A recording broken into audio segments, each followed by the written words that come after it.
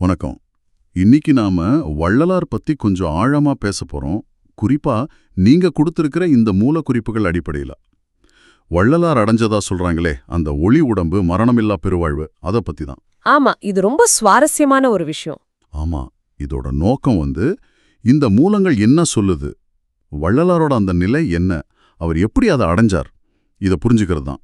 குறிப்பா அந்த ஒளி உடம்பு மரணத்தை வென்றாங்கிறதெல்லாம் ரொம்ப கவனத்தை ஈர்க்குது. சரி, இதை கொஞ்சம் விரிவா பார்க்கலாம். இந்த மூலங்கள் சொல்றதுபடி வள்ளலார் இதுவரைக்கும் யாருமே அடையாத ஒரு நிலையை அடைஞ்சாராம்.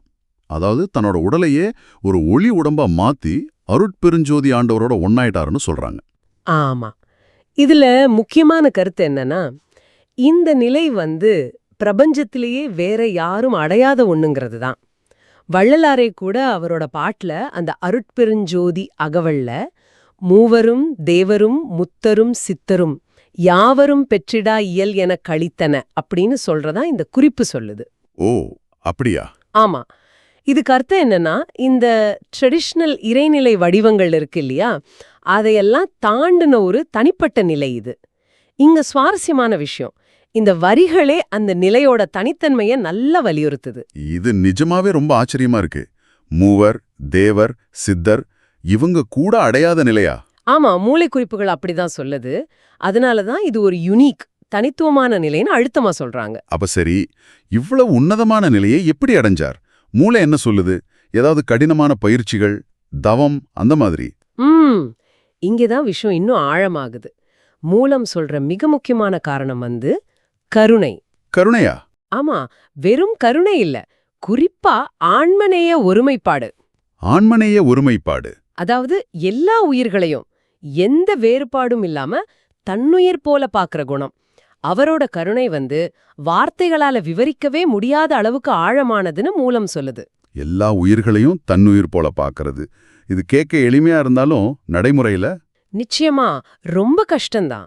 ஆனா வள்ளலார பொறுத்தவரை அதுதான் அடிப்படை. இது ஒரு பெரிய படமா பார்த்தோம்னா, எல்லா உயிரையும் தன்னை போல பார்த்து அந்த எல்லையில்லாத அன்பையும் கருணையும் காட்டினதால தான் அவர் மரணத்தை வென்று கடவுளை அடைஞ்சாருன்னு மூலம் நேரடியா சொல்லுது.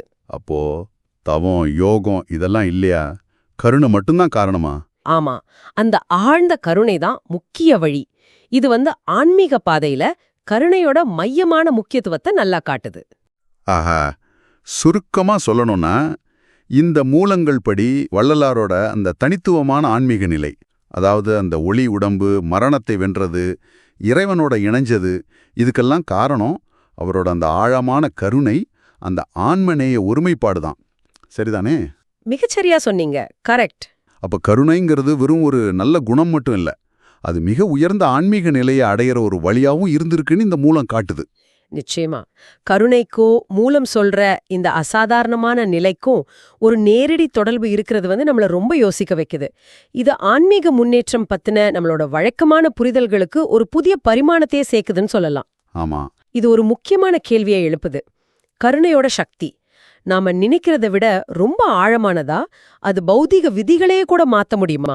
கேட்ட இந்த விஷயங்கள் அடிப்படையில ஆழமான கருணையும் எல்லா உயிர்களையும் தன்னுயிர் போல பார்க்கிற அந்த தன்மையும் மரணத்தையே வென்று ஒரு தனித்துவமான தெய்வீக நிலையை அடைய வழிகாட்டுன்னு இந்த மூல சொல்லுது.